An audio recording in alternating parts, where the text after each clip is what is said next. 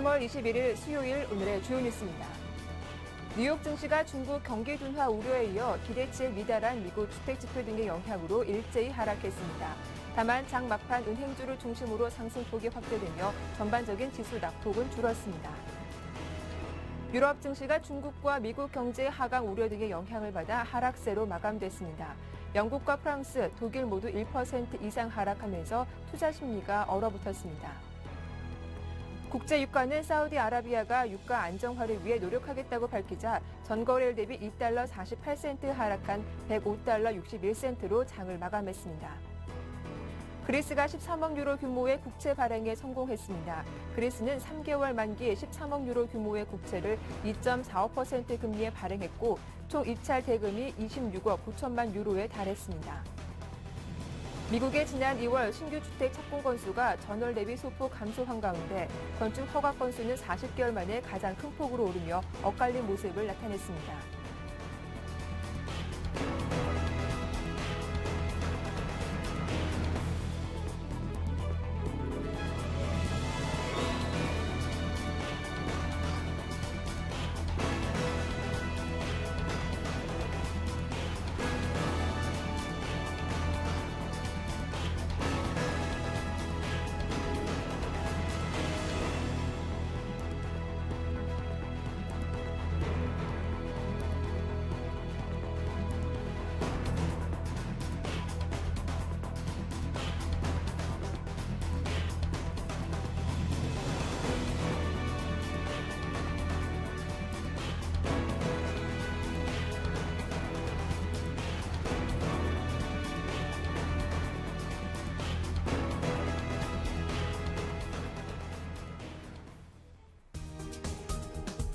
안녕하세요. 굿모닝 대박 예감 박미라입니다. 뉴욕 3대 지수가 소폭 하락하며 장을 마감했습니다. 그동안 연고점 돌파하며 강하게 올라왔기 때문에 어느 정도 가격 조정을 기다리는 투자자분들도 많았을 텐데요. 그 때문일까요? 중국 경제 둔화, 다소 오래된 악재에 민감하게 반응하면서 내림세를 보였습니다. 다만 시장이 회복될 거란 기대감은 살아있어서인지 장 막판 들어서 저가 매수세가 몰리면서 낙폭을 줄이면서 장을 마감하기도 했는데요. 또 미국의 국채 인기는 점차 하락하는 모습을 보여주고도 있습니다.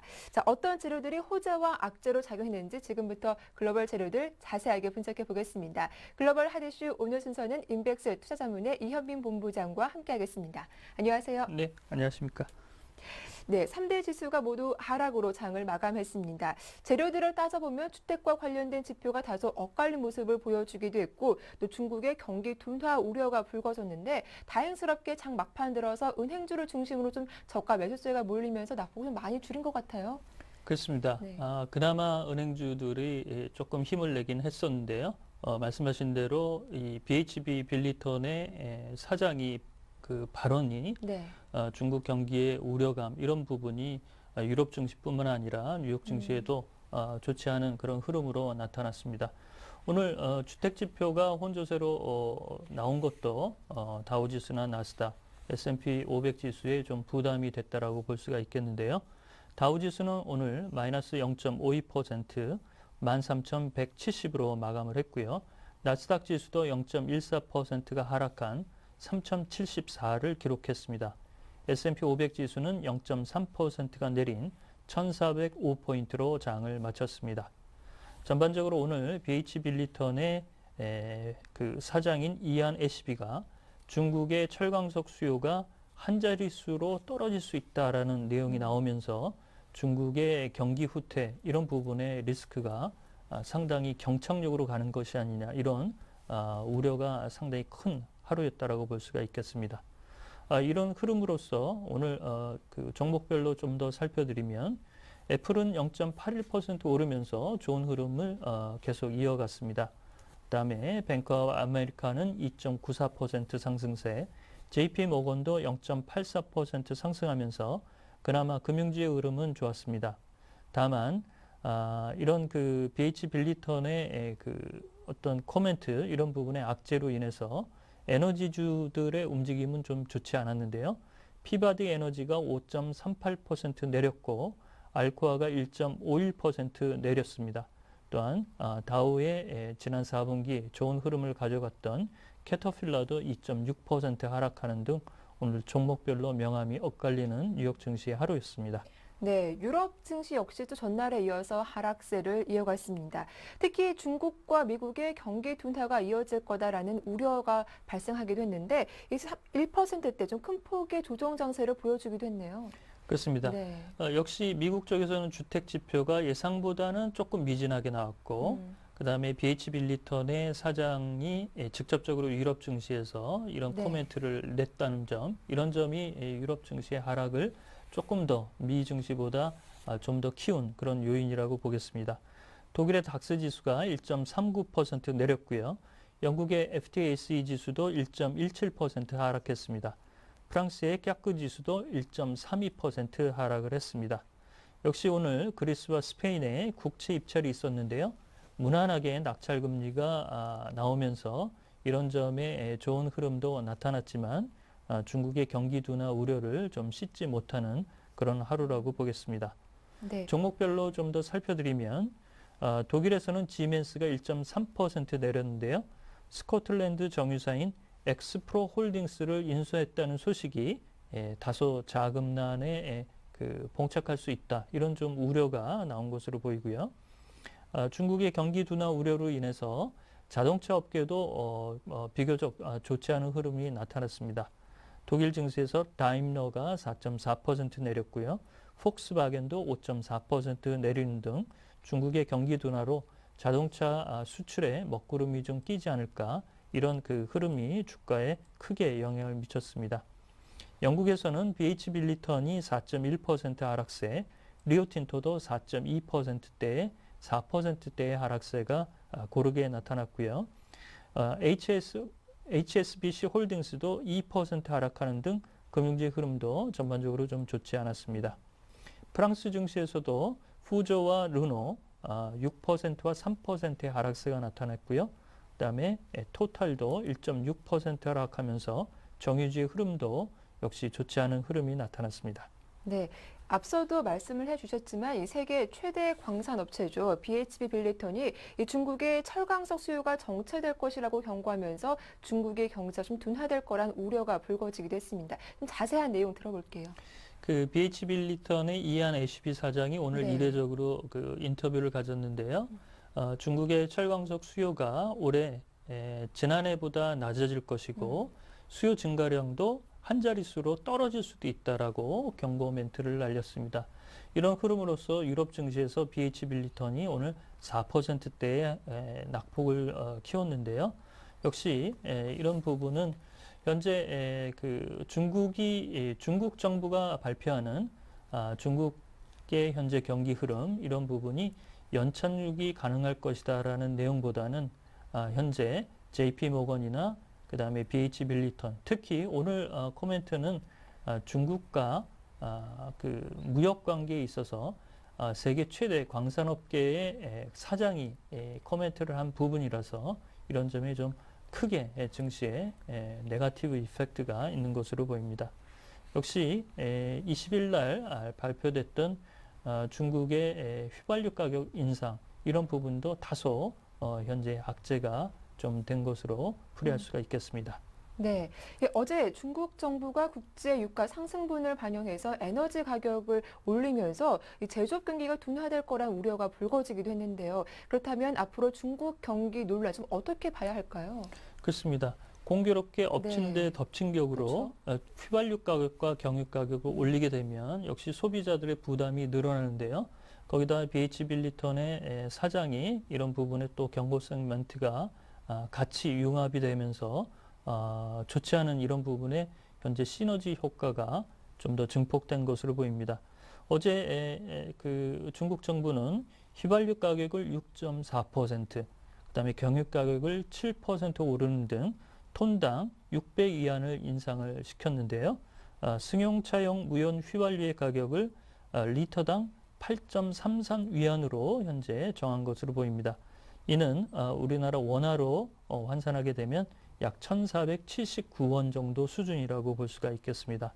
따라서 현재 JP모건이 중국의 경기가 이미 경착륙에 진입했다라고 코멘트가 나왔고 한 이틀 만에 BH 빌리턴 특히 업계에 있는 그 회사 대표께서 이런 부분의 내용을 현재 오늘 밝혔다는 부분 이런 점이 비교적 JP 모건의 애널리스트의 의견보다는 좀 더 증시에서 이런 부분의 무게가 좀 더 크게 올라가는 그런 오늘의 흐름이라고 볼 수가 있겠습니다.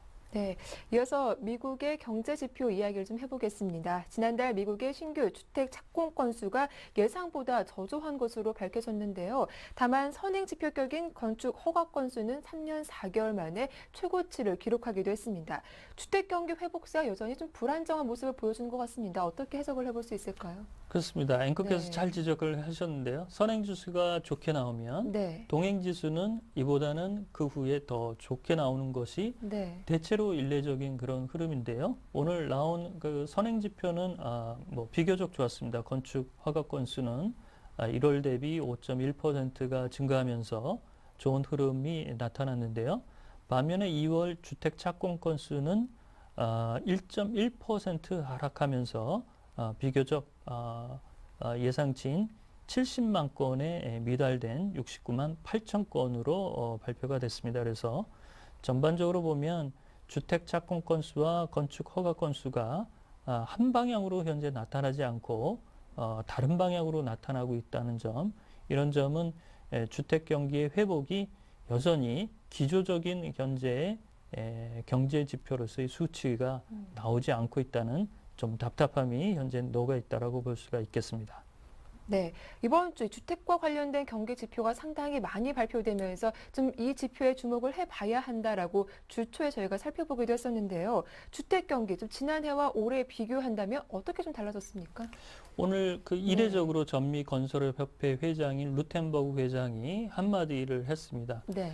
미국의 20대 대도시, 주요 대도시에서 이른바 건설 경기와 주택 경기가 현재 그 지지부진한 가운데서도 전반적으로 좋은 흐름이 나타날 수 있는 궤도로는 진입하고 있다라고 밝히긴 했는데요.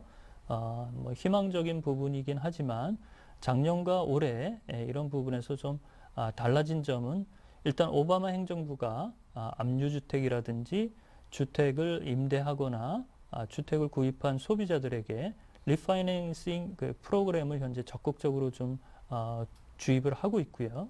또한 미국의 그 은행권들이 압류주택을 대거 매입해서 임대용으로 전환하는 부분도 긍정적인 측면이 현재 조금 있는 부분이 사실입니다만 최근에 이제 미국의 채권 수익률이 조금 더 상승하면서 모기지 금리가 다시 좀 윗방향으로 좀 꿈틀대고 있다는 점, 이런 점은 소비자들에게 좀 악재로 다가갈 수 있다는 부분이 현재 같이 녹아 있다고 보겠습니다.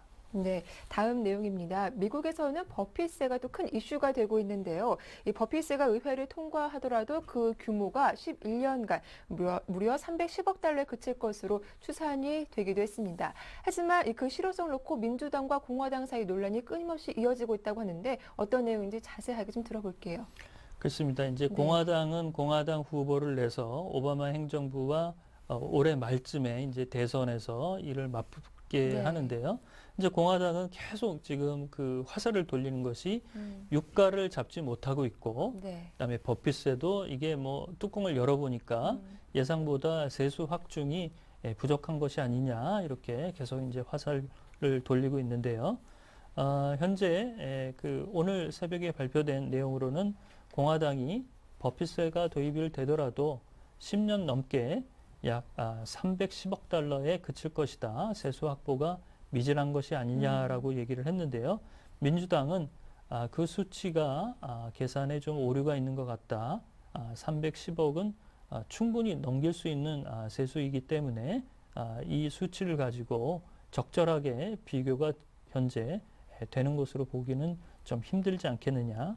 또한 추가적으로 세수 확보에 버핏세 도입에 대해서 경제 정의를 실천하는 부분에서 어느 정도 현재 이런 부분에 그 이른바 고소득자에 대한 이런 부분도 현재 어느 정도 그 중지를 모으고 있다는 점, 이런 점에서는 확실한 세원 확보의 내용이다. 이런 쪽으로 현재 조금 설전이 되고 있는 상황이라고 보겠습니다. 네, 또 버피스가 어떻게 해결될지도 좀 잘 살펴보셔야 할 것 같습니다. 다음은요, 그리스가 제2차 구제금융과 민간 채권단의 채권 교환 이후 처음으로 실시된 국채 발행을 성공적으로 마무리했다라는 내용입니다. 스페인도 역시 국채 발행에 성공한 것으로 풀이가 되는데 어떤 내용입니까? 역시 이제 오늘 이 내용을 잠깐 다뤄주는 이유는 네. 역시 이제 그리스가 국채 교환 민간 채권단과 모든 게 이제 다 마무리가 됐고 새롭게 이제 그 국채를 발행했는데 이런 부분에 이제 수익률이 비교적 좋게 네. 나왔습니다. 그다음에 이제 ECB가 추가적으로 2차 LTRO 이후에 3차 LTRO는 현재 상정하고 있지 않다는 내용. 이런 점에서 오늘 그리스의 3개월물 국채가 낙찰금리가 4.25%를 가져가면서 비교적 선방했다는 현재 시장의 자평이 나오고 있고요. 스페인은 50억 4천만 유로를 소화를 했는데요. 1년물이 1.41%, 1년 6개월물도 1.71%로 1월보다는 낙찰금리가 좀 내려가는 흐름을 보여서 역시 현재 유럽의 채권 시장은 비교적 현재 원활한 분위기가 나타났다고 볼 수가 있겠습니다. 네, 간밤에 국제 유가는 하락세를 보이면서 마감을 했는데 그 이유 중에 하나가 이 사우디아라비아가 유가 안정화를 위해서 필요하면 공급량을 25% 늘릴 수 있겠다라고 이렇게 밝혔다고요. 네, 어제 네. 그 걸프 협력 이사회가 있었는데 여기서 이제 사우디의 석유 장관이 네. 이렇게 이제 얘기를 좀 거들었습니다. 역시 유가가 이런 부분에서 오늘 좀 많이 하락한 영향이 좀 나타났는데요. 사우디의 알리 알 라이미 석유 장관이 유가가 100달러 정도를 상정하고 있는데 현재 조금 고공행진을 하고 있다는 점, 이런 점에서 추가적으로 증산의 필요성을 느끼고 있고 언제든지 필요하다면 증산에 나서겠다라는 얘기가 나왔습니다. 따라서 사우디가 현재 일일 생산량이 약 990만 배럴 수준을 유지를 하고 있는데요. 작년 11월에도 일일 생산량이 사우디가 1,050만 배럴을 유지하고 있는 등 현재 최대 생산량인 1,250만 배럴 수치에서 현재 사우디가 크게 그 증산과 관련된 움직임을 보이고 있다는 점, 이런 점은 유가 문제에 글로벌 경제에 있어서도 다소 이제 반가운 소식이 현실적으로 좀 드러나는 것이 아닌가라고 볼 수가 있겠습니다. 네. 자, 그렇다면 국제 유가 좀 어떻게 마감되고 또 금값은 어떻게 마감이 되는지 좀 자세하게 정리해 보겠습니다. 네. 아무래도 오늘 에너지주의 네. 하락세, 유가도 이런 사우디 장관의 어떤 그 적극적인 증산 얘기, 이런 네. 부분이 같이 녹아내리면서 이달 들어서 가장 큰 낙폭이 나왔습니다. 2.3%가 하락했는데요. 서부 텍사스원 원유 가격은 105달러 61센트에 마감을 했고요. 금도 미국의 주택 지표가 혼조세를 보였고 경기와 관련된 중국의 움직임, 이런 쪽이 악재로 작용하면서 1.2% 내린 온스당 1,647달러에 마감을 했습니다. 네. 이어서 오늘 밤 주요 일정과 함께 어떤 기업들의 실적 발표하는지 정리해 볼게요.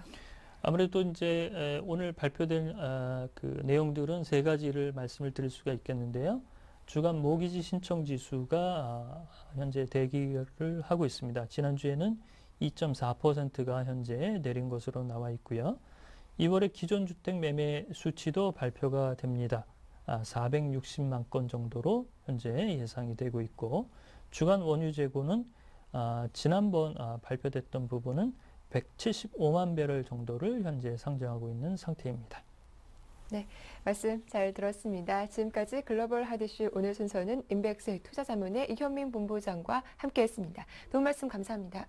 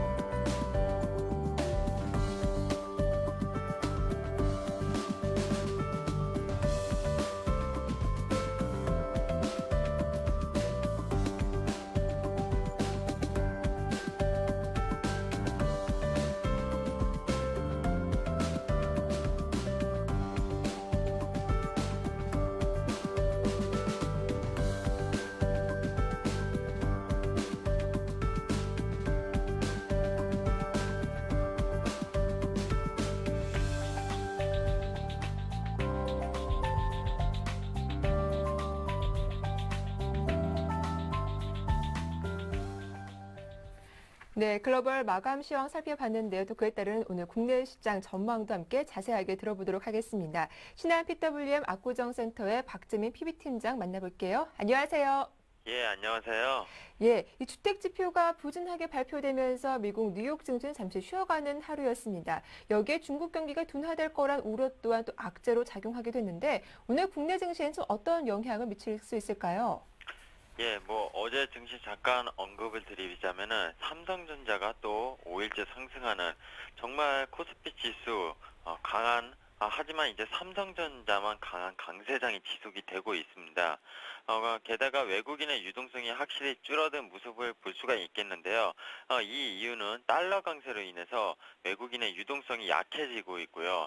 그리고 삼성전자로 쏠리는 수급 현상, 즉 미국의 애플 주가가 계속 연일 최고가를 경신하면서 삼성전자가 좀 따라가는 현상, 결국에 국내 증시 좀 증시 왜곡 현상이 일어나고 있다고 해도 과언이 아닙니다. 그래서 지수 상승은 계속 삼성전자와 시가총액 높은 현대차, 기아차 이런 쪽으로 좀 상승을 계속 이어나가면서 지수에 대한 어떤 하락은 제한적으로 일어나겠지만 개인 투자가들 입장에서는 정말 우울한 초상치 분위기가 좀 지속되고 있다. 이렇게 좀 슬픈 표현을 좀 오늘은 말씀을 드리고 싶습니다.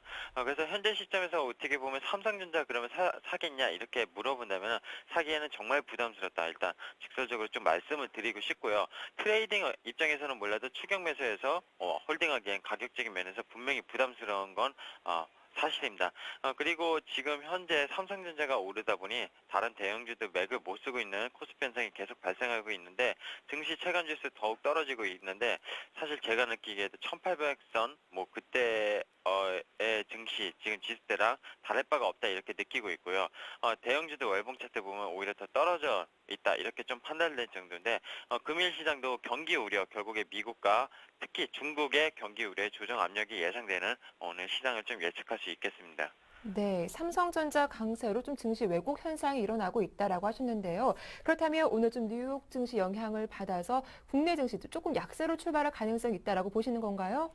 예, 그렇습니다. 네. 사실 미국이 어떻게 보면 기술적 조정이 좀 이제 나왔다 이렇게 좀 보시는 게 맞을 것 같고요. 미국의 어떤 그 주택 경기 지표가 전월 대비 1.1% 줄은 것은 핑계 좀 불가하다 이렇게 좀 보입니다. 사실 최근 들어서 미국의 경기 모멘텀에 분명히 살아있는 것이 분명합니다. 하지만 중국의 경기가 미국과 엇박자를 보이고 있기 때문에 국내 증시에서 다른 대형주들, 삼성전자는 미국의 애플 효과로 같이 연동이 되는 거지만 다른 업종들은 중국에 연동된 업종들이 국내 증시에는 상당히 많습니다. 그리고 예전에는 대외 수출이 미국 쪽에 많이 쏠려 있었지만 지금은 국내 이제 수출 기업들이나 어떤 전반적으로 중국 관련 업종들이 워낙 많기 때문에 중국의 경기가 엇박자를 보이면서 결국에는 중국 경기 둔화 우려와 함께 국내 증시가 더욱 어려움, 결국 2050선에 지수는 와 있지만 상당히 지금 체감은 낮은 게 중국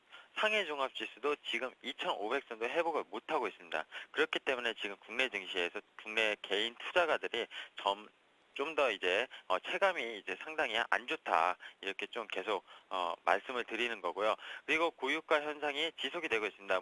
전날 밤사이 지금 사우디아라비아 장관에 의해서 유가가 어느 정도 조정은 받았지만 아직도 좀 높은 유가가 결국 지속이 되고 있고요. 서부 텍사스 원유는 지금 105불대로 내려왔지만 두바이유 같은 경우 국내에서 이제 수입하는 원유의 대부분은 두바이유를 쓰고 있습니다. 그래서 두바이유의 고유가 현상이 어느 정도 조정 압력을 받지 않고 계속 위에서 정체되어 있는 모습을 보이고 그리고 달러 강세 현상 앞서 말씀드린 거 그리고 엔화 약세 현상까지 일어나면서 국내로 들어오던 외국인 수급이 계속 줄어들고 있는 모습. 장중에는 이제 어느 정도 순매도 모습이 나오다가 장 마무리에 항상 조금 소폭 매수하는 모습을 보이고 있는데 이런 유동성이 분명히 약해졌기 때문에 지금은 지수도 올리기에도 힘든 상황이고 일부 특정 종목 삼성전자 같은 초대형주만 이제 오르고 있기 때문에 상당히 증시가 더 어렵다 이렇게 좀 보고 있고요.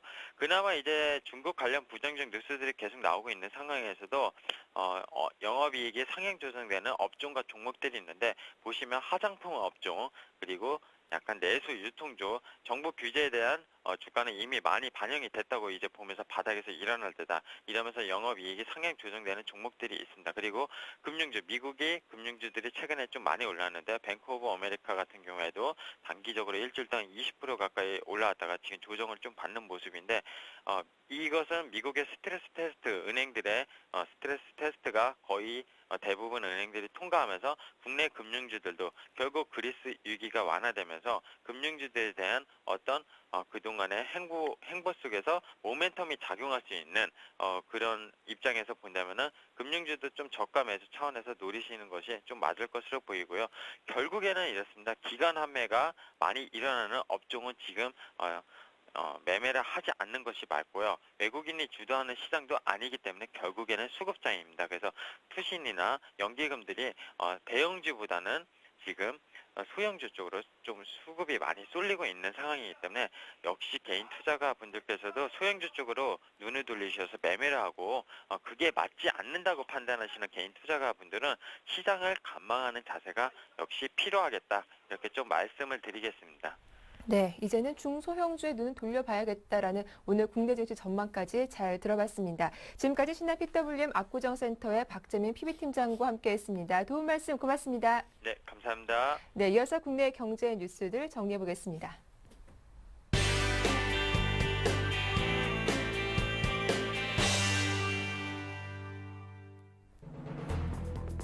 지난해 카드 연체율이 상승하면서 6개 전업 카드사의 단기 순이익이 크게 줄었습니다.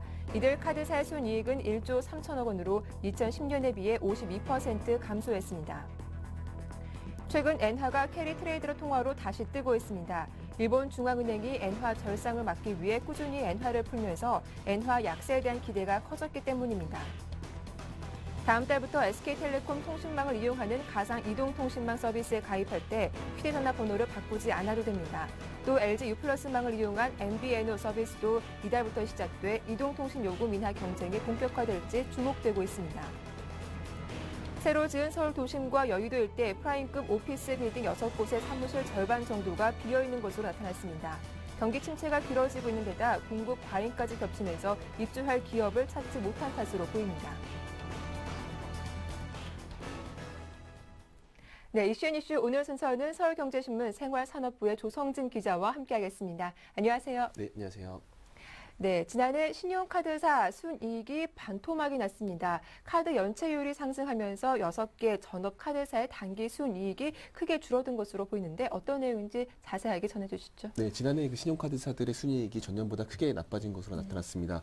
금융감독원은 그 KB국민카드를 제외한 신한카드, 삼성카드, 현대카드, BC카드, 롯데카드, 하나SK카드 등 전업카드사 6곳의 순이익이 1조 3천억 원으로 전년에 2조 7천억 원보다 52% 감소했다고 밝혔습니다. 금감원은 전년인 2010년 대규모 특별이익이 발생한 데 따른 기저효과가 작용했고 충당금 적립 기준이 강화돼 대손 비용도 늘면서 카드사들의 실적이 급감했다고 풀이했습니다. 금감원은 지난해 6월 말부터 충당금 적립 기준을 강화했습니다. 신용판매와 카드 대출을 분리해 충당금을 쌓게 했는데 연체 1개월 미만의 정상 여신의 경우 신용판매는 1.5%, 카드 대출은 2.5%를 쌓도록 했습니다. 연체 1개월 이상 3개월 미만에 해당하는 요주의 여신의 경우에는 신용판매 40%, 카드 대출 50%로 충당금 적립 기준을 대폭 높였습니다. 이 영향으로 전업카드사의 대손 비용은 2010년 3,200억 원에서 지난해 1조 1,903억 원으로 급증했습니다. 연체율은 지난해 말 현재 1.91%로 전년 말 1.68%에 비해 0.23%포인트 상승했습니다. 반면 지난해 카드사의 수익성 개선은 미미했습니다. 체크카드와 신용카드 사용이 각각 33.4%, 9.6% 늘어났지만 가맹점 수수료율이 인하되면서 이 수수료 수익이 전년보다 3천억 원 증가하는 데 그쳤습니다. 2010년에는 가맹점 수수료 수익이 전년보다 1조 1천억 원이 증가했었습니다. 수익이 3분의 1 수준으로 줄어든 것인데요. 지난해 카드사들의 외형 증가세도 둔화됐습니다. 금융감독이 외형 확대 경쟁을 억제했기 때문입니다. 은행 겸업 카드사들 포함해 전체 카드 자산 잔액은 지난해 말 현재 79조 7천억 원으로 전년 말에 75조 6천억 원에 비해서 4조 1천억 원 증가에 그쳤습니다. 신용카드 이용 실적은 지난해 558조 5천억 원으로 전년보다 7.9% 늘었고 신용 판매는 9.6%, 카드 대출은 1.5% 각각 증가했습니다. 반면 체크카드 이용 실적은 68조 7천억 원으로 전년보다 33.4% 늘어나며 높은 증가세를 기록했습니다. 네, 이 금리가 낮은 엔화를 빌려서 고금리 통화 투자의 차익을 챙기는 이른바 엔캐리 트레이드 자금이 한국 시장에 들어오고 있습니다. 과연 한국 시장에는 어떤 영향을 미칠까요? 올해 들어서 엔화 네. 자금을 빌려서 다른 나라에 투자하는 엔캐리 트레이드 엔캐리 트레이드가 부활할 조짐을 보이고 있습니다. 이것은 일본 정부가 시중에 막대한 유동성을 공급하고 저금리 정책을 피면서 엔화가 자금이 넘쳐나고 있기 때문입니다. 지난해 10월과 11월 일본 자금은 총 231억 원 규모의 한국 주식을 매도했지만 12월부터 순매수로 돌아선 이래 지난 2월까지 3,551억의 주식을 매수했습니다. 또 지난해 일본 자금의 한국 채권 순투자는 마이너스 23억 원을 기록했으며 올해 들어서는 2월 현재까지 46억 원으로 늘어났습니다. 일본 자금이 한국 금융시장에 러브콜을 보내는 것은 엔화 약세에 따른 환차익을 겨냥할 수 있고 국채 수익률을 이용한 금리 차익도 얻을 수 있기 때문입니다. 지난해 9월 22일 엔화당 원화 가치는 1,561원을 나타냈지만 이달 들어서는 20일 기준으로 1,348원까지 떨어졌습니다. 6개월 만에 엔화 가치가 14% 하락한 것입니다. 한국 유가증권에 투자했다면 가만히 앉아서 14%의 환차익을 얻을 수 있다는 얘기입니다. 김지만 우리선물연구원은 엔화 가치는 떨어지고 있지만 원화 가치는 오르고 있다면서 엔캐리 트레이드 환경이 조성되고 있으며 시간이 갈수록 더 확대될 가능성이 크다고 말했습니다. 양국 간 채권 수익률 격차도 일본 자금이 한국 시장을 입질하는 한 원인입니다. 만기가 3년인 일본 국채 수익률은 0.17%에 불과하지만 만기가 같은 한국물은 수익률이 3.6%에 달합니다. 10년물의 경우 일본 국채 수익률이 1.04%인 반면 한국물은 4%를 나타내고 있습니다. 하지만 아직 공격적인 엔캐리 트레이드 추세가 나타나기 힘들다는 지적도 많습니다. 유럽 재정 위기가 다시 악화될 경우 안전자산인 엔화 수요가 늘면서 엔화가 강세로 돌아갈 가능성이 있기 때문입니다. 네, 다음 소식입니다. 반값 이동통신사를 표방하는 이동통신 재판매 시장이 빠르게 확대되고 있습니다. MVNO는 SK텔레콤, KT 그리고 LG U+ 등 이통사의 통신망을 빌려서 가입자를 유치하는 시장을 말하고 있는데 이 MVNO 사업 경쟁이 본격화하고 있다고요. 네, 4월부터 시행될 MVNO 번호 이동 제도하고 그다음에 5월에 블랙리스트 제도가 도입되면서 이동통신 사업자 간 가입자 확보 경쟁이 본격화할 전망입니다. SK텔레콤은 자사 이동통신망을 빌려 통신 서비스를 제공하는 한국케이블텔레콤, IG비전, 유니컴즈 등 MVNO 사업자 4곳의 총 가입자 수가 10만 명을 돌파했다고 밝혔습니다. 지난해 7월부터 잇따라 서비스를 개시한 후 9개월 만입니다. KT의 이동통신망을 빌리는 CJ헬로비전, NX텔레콤, 프리텔레콤, 에버그린 모바일 등의 가입자 34만 5천 명까지 합치면 약 45만 명가량입니다. 이 자체로는 큰 숫자는 아니지만 MVNO에 대한 낮은 인지도와 KCT나 IG비전 등 신규 사업자들의 부진했던 초기 실적을 감안하면 의미 있는 수치로 분석됩니다. 4, 5월부터는 이 같은 추세에 가속도가 붙을 것으로 예상됩니다. 이 통사의 지원과 새로운 제도 도입도 이어질 예정이기 때문인데요. SK텔레콤은 19일부터 명동, 신천동, 번화가에서 KCT, IG비전, 유니컴즈와 공동으로 MVNO 알리기 캠페인을 진행했고 MVNO 업체 고객센터 직원들을 대상으로 자사 직원들과 동일한 수준의 서비스 교육도 제공키로 했습니다. 또 올 하반기부터는 선불 서비스 가입자들도 멀티 메시지를 쓸 수 있게 됩니다. 선불 MVNO는 말 그대로 미리 요금을 충전한 만큼만 서비스를 이용할 수 있습니다. 이 밖에 MVNO에 가입할 때 쓰던 번호를 그대로 쓸 수 있게 해주는 번호 이동 제도도 전면 도입됩니다. 5월부터는 이동통신 시장에 도입될 블랙리스트 제도는 쓰던 휴대전화도 MVNO 업체의 가입자 식별칩을 꽂아 쓸 수 있도록 해주기 때문에 MVNO 시장 확대에 기여할 것으로 예상됩니다. 이 같은 기대감을 바탕으로 CJ헬로비전과 KCT, IG비전 등은 각각 30만, 80만, 10만 명의 연말 가입자 목표를 설정했습니다. 목표대로라면 하반기에는 국내 MVNO 시장이 100만 명 규모로 커지는 셈입니다. 이처럼 MVNO 시장에 기반이 잡히면서 알뜰 소비자들의 눈길도 쏠릴 것으로 기대됩니다. 이들 통신사는 각각 20에서 50%의 저렴한 요금제를 내놓고 있습니다.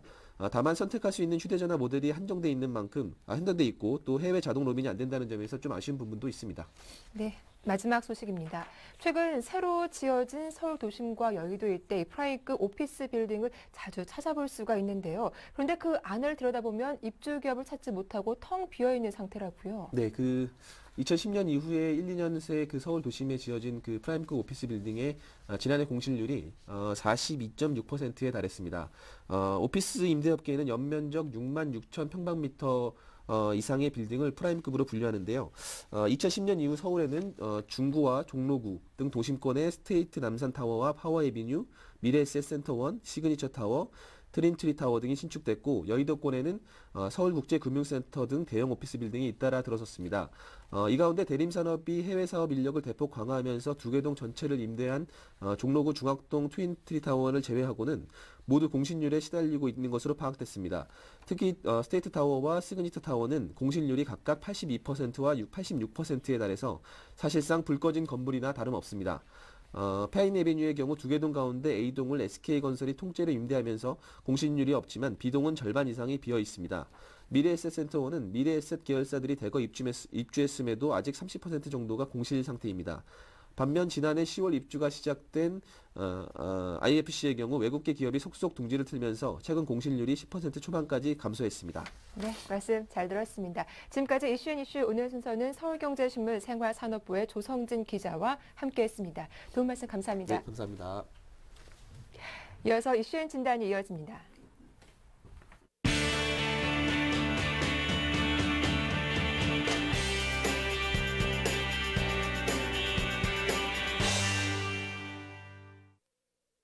네, 지금부터 오늘장 전략 좀 꼼꼼하게 살펴보겠습니다. 교보증권 양평동 지점의 오기철 차장과 함께합니다. 안녕하세요. 네, 안녕하십니까.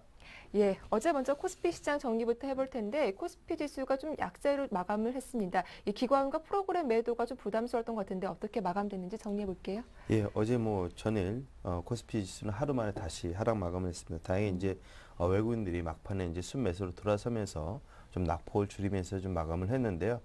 전반적으로 어제 호재와 악재가 두 가지 이제 나눠질 수 있을 것 같습니다. 일단 중국에 대한 그 경착륙 우려가 시장에 대한 부담감으로 크게 좀 작용을 했고요. 그리고 어제 이제 애플이 이제 하루 종일 이제 이슈가 됐었는데 이제 현금 배당을 이제 17년 만에 처음 하면서 주가 부양책까지 같이 쓰겠다는 그런 발표를 하면서 전반적인 IT 업종에 대한 긍정적인 흐름을 좀 이어가는 그런 역할을 했던 그런 하루였던 것 같습니다. 그렇지만 일단은 주가에 대한 조정 압력이 조금 더 컸던 하루였었던 것 같고요. 말씀하신 대로 프로그램에서 약 2,400억 정도 매도가 나오면서 전반적으로 지수는 좀 하락하는 그런 모습을 보였고 체감 지수는 좀 더 안 좋았던 걸로 보여집니다. 상승 종목이 한 300 종목 정도 되는데 하락 종목은 약 500 정도 종목이 됐으니까 개인들이 느끼는 체감 지수는 지수 하락폭보다 더 큰 하락폭을 좀 보였다 이렇게 볼 수 있을 것 같습니다. 네. 어제 이제 프로그램이 이제 그렇게 매도가 많이 나왔었고요. 원달러 환율이 2원 60전 상승한 1,124.9원으로 일단 1,100원대는 안정적으로 좀 지켜지고 있는데 원달러 환율 변동이 좀 더 크게 나타난다고 하면 수출 관련주에 대한 움직임도 다시 한번 좀 꼼꼼히 체크하셔야 될 것 같고요.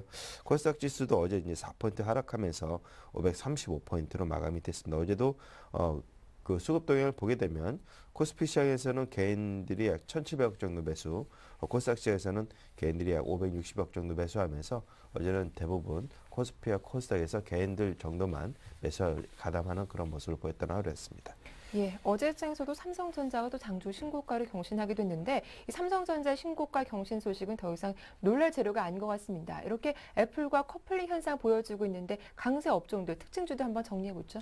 예, 어제 말씀하신 대로 일단은 그 애플이 신고가 랠리가 나오면서 국내 IT 업종도 특히 이제 삼성전자를 필두로 해서 계획적으로 좀 신고가를 나타내는 그런 모습을 보이고 있습니다.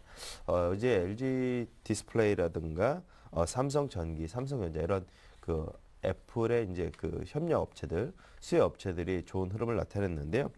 디스플레이 업종들이 어제 좋은 흐름을 나타냈습니다. 삼성전자가 126만 7천원 신고가를 계속해서 갱신하는 그런 모습을 보였고요. 뉴 아이패드 패널을 공급한다는 그런 소식이었죠. 삼성이 약 40%, LG가 40%, 샤프가 20% 정도 예상이 되면서 일단은 그런 뉴 아이패드 패널 공급 다변으로 주요 공급업체인 국내 삼성전기라든가 삼성전자, LG디스플레이 등이 수혜를 받을 것으로 예상이 되면서 디스플레이 업종들이 좀 좋은 흐름을 보였고요. 정유 업종들이 어제 좀 강세를 나타냈습니다. 1분기 두바이 기준 유가가 상승하면서 또한 최근 정제 마진을 반등으로 정유업체 실적에 대한 개선 기대감 등으로 SK이노베이션, GSS 오일 등이 업종별로는 상당히 좀 좋은 흐름을 나타냈습니다. 종목별로 보게 되면 음원 관련주들이 소리바다 KT민족이 음원 다운로드 가격이 인상될 수 있다는 소식으로 강세를 나타냈고요. 오랜만에 이제 그 정치 관련주, 문재인 관련주들이 야권 단일 후보 확정 소식에 유성 TNS, 서해건설, 신일산업, 바른손들이 큰 폭의 상승을 보였습니다. 반면에 두산그룹주들은 두산건설 등 자금 조달 루머로 인해서 약세를 나타내는 그런 모습을 보였습니다. 예, 이어서 오늘장 전략을 세워볼 텐데요. 간밤 글로벌 증시 분위기는 그렇게 좋지가 못했습니다. 중국의 경기가 둔화될 거란 우려가 일단은 발목을 잡은 것으로 보이는데 오늘 국내 증시 좀 쉬어가지 않을까 이런 전망도 나오고 있거든요. 어떤 전략이 필요할까요? 일단 오늘 뭐 국내 증시 네. 어제에 이어서 오늘도 좀 쉬어가는 분위기가 좀 강할 것 같습니다. 야간 선물대 약 0.57% 정도 하락을 했고요. 국내 증시 지수를 따지면 2030포인트 정도 그 정도 선이 되는 것 같은데요. 일단은 중국에 대한 얘기가 많이 나왔기 때문에 중국 차트를 한번 보도록 하겠습니다. 상해 종합 주가지수 차트입니다. 지난번 제가 이제 그 중국 차트를 좀 유심히 좀 보셔야 된다고 말씀을 드렸었는데요. 네. 긴 하락 흐름을 마무리하고 이제 상승 흐름으로 좀 터닝하는지 2430선 정도 이 정도 자리가 지켜지는지가 되게 중요한 자리였던 것 같습니다. 그런데 지금 보게 되면 다시금 하락 추세로 전환할 수 있는 그런 아슬아슬한 자리에 와 있습니다. 이러한 자리의 기준이 약 2350선 정도가 되지 않을까 싶은데요. 만약에 이 자리를 다시 뚫고 내려간다 그러면 4월달 흐름 자체가 안 좋아질 가능성이 좀 있습니다. 이런 흐름들 본다 그러면 중국 앞으로 중국 증시 흐름을 조금 더 지켜보시고 좀 더 대응을 하시는 것이 좀 좋을 것 같고요. 일단 상승 모멘텀들이 약화가 되면서 국내 증시 역시도 숨고르게 흐름에 들어가는 그런 모습을 볼 수 있을 것 같습니다. 삼성전자 흐름이 계속해서 좋다고 하면 지수의 하락폭은 좀 제한적이겠지만 체감적으로 느끼는 그런 지수는 상당히 좀 안 좋아질 수가 있기 때문에 그렇게 그다지 별로 썩 밝은 그런 전망은 아닐 것 같습니다. 네, 말씀 잘 들었습니다. 일단은 전망 그렇게 좋지가 않다라고 하셨는데 그럼에도 최근 들어서 IT 업종 유독 강세를 띈 것 같습니다. 오늘 눈여겨볼 종목은 또 어떤 종목이 있을까요? 예, 일단 뭐 네. 역시 이제 실적 그 모멘텀이 살아있는 종목들로 계속 접근을 할 수밖에 없을 것 같습니다. 그 두 업종이 이제 디스플레이 업종하고 정유 업종인데요.